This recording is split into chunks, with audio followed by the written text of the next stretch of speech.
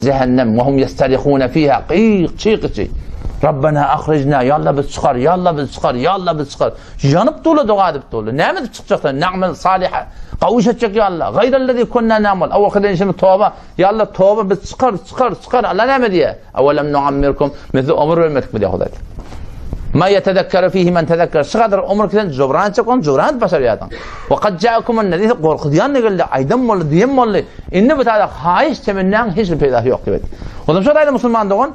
Şey merahil zindagimiz biz ne kadar geçiptir bildin. Enemin görüşünde bir merhile zindagi. Oğluluğumuz bir merhiledi, cavanlığımız bir merhiledi. Ne kadar cavan var aranızda.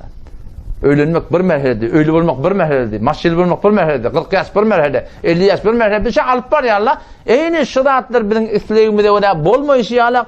Ola da bizim İslam'da öyle bolacak yani.